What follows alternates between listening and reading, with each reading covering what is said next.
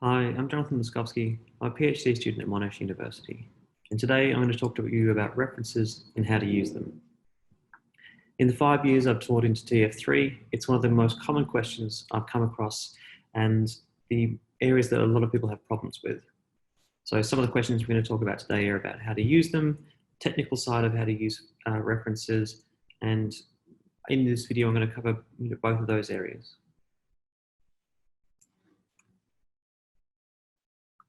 So, references. First of all, Wikipedia is not an acceptable reference. I've covered this a little bit in other videos, but don't start with Wikipedia. At best, use the links in it to find other references. But the ideas you want to talk about have been talked about in academic discourse. Use them, please.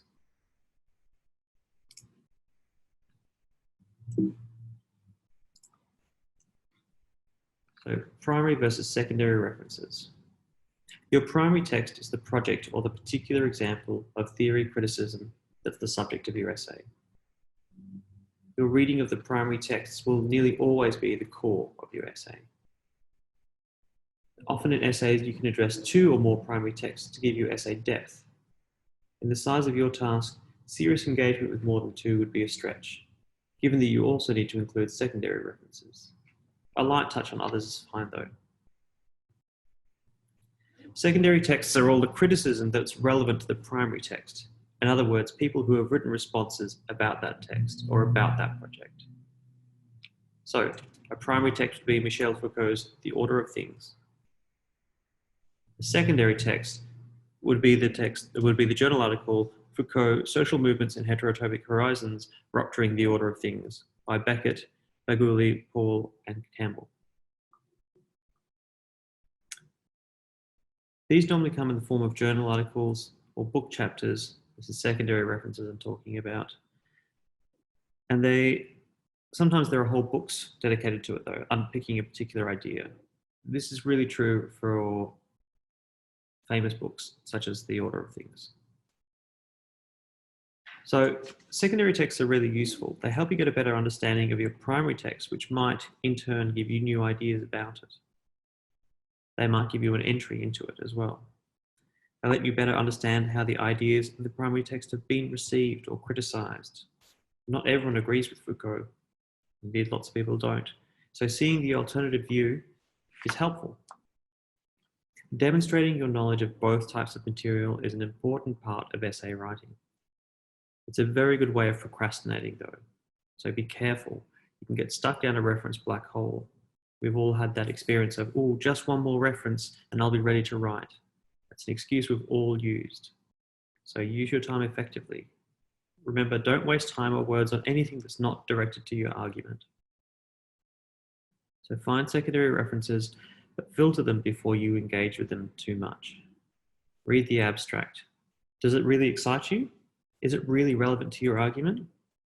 If it's not, then discard it and move on to the next one. It might take you a bit more time filtering through those, but you'll have a better set of references at the end of it. Usually, I wouldn't bother with journals that are not peer-reviewed. Likewise, magazines or copying slabs of text from random internet pages, not a great idea. Remember, it's about what the project does more than what it is. It's also about what you think about the project, not what the designer thinks. Okay? So, copying slabs from the website of the designer is not going to help your cause. Speaking of slabs of text, well, how much is too much?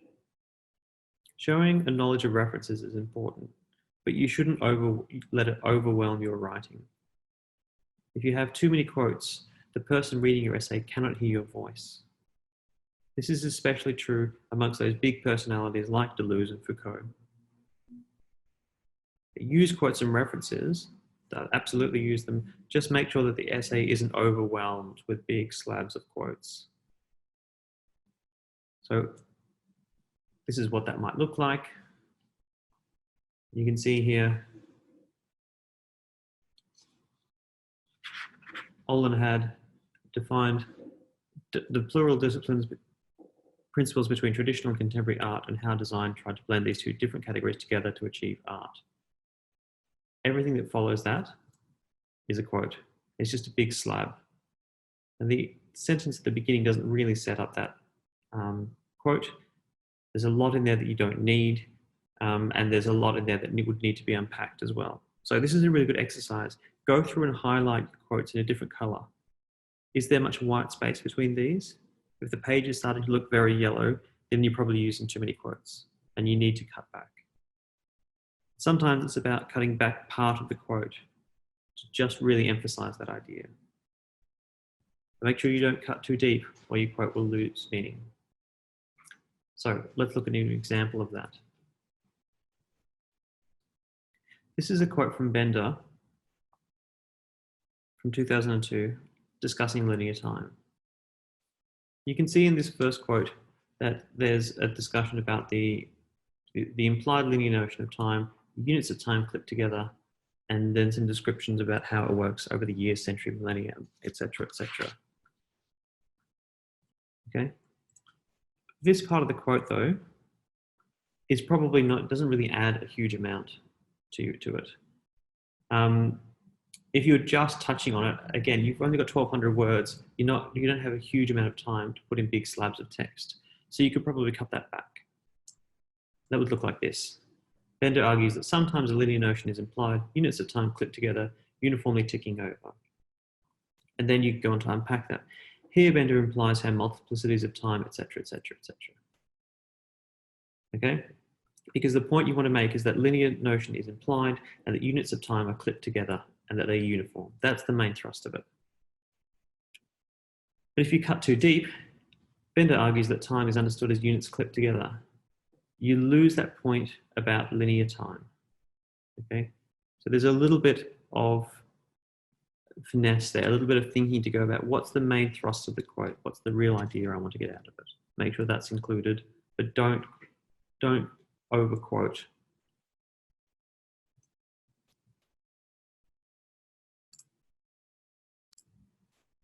So when using quotes, do not hide behind them. Okay, I've read Deleuze. I don't want you to tell me what Deleuze said. I'm interested in what you think about Deleuze. So tell me what he said, and tell me what you think that means, or how it connects to the project and the idea you're putting forward. So to take the Bender example again. In this sentence, it's this sentence afterwards that gets my attention. Okay, the quote is good, but if you just say, Punta Pite shows how time can be seen as linear, Bender argues that sometimes time is a linear notion. And that doesn't show me that you've understood the quote. It shows me you can connect the two, but that's the difference between putting flour, eggs, and butter in a bowl and baking a cake. Okay? So don't show me this. Show me a cake. These are very similar things, ingredients and cake, but there are very different outcomes.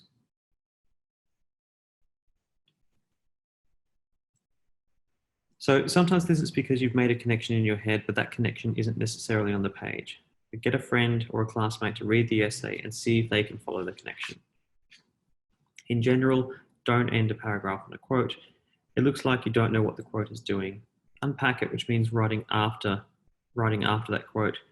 It shows you're drawing meaning from it. This is normally, of course. Generally, entering a paragraph in a quote also cuts off the flow of writing and ideas. It's not that you can't do it, it's hard to do well. So if you're not practiced in essays, stick the quotes in the body of it, unpack them, and that way your language and your argument flow will connect more.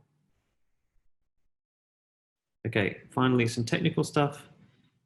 Pick a reference style and stick to it. Here are two examples of in-text citations. So you can see that there's Bender 2002 argues, and then there's the reference at the end, or you footnote it. Bender argues that sometimes there's the quote, and then you just have the footnote, and then Bender 2002, page 103 goes in the footnote down below. With either style, make sure you put in the full reference at the end of your paper. So at the bottom, you would have this. That's at the very end of the essay in your references section. Most subjects will have a style guide that you should stick to. TF3 is not as prescriptive as that, but you need to make sure that you're consistent. So don't start with in-text citation and then move on to footnotes. So, in summary, use a variety of primary and secondary references. Use the library to help you find these. Don't completely fill your essay with quotes though. Make sure your own voice shines through. Make sure the quotes are relevant to your argument as well. And don't hide behind them. Show that you understand them and how they apply to your topic and how they underpin your argument. And be consistent. If you nail those things, you're probably fine. Thanks for listening. Your tutors will be happy to discuss this with you further if you need it, but you can always get in touch via email. Thank you.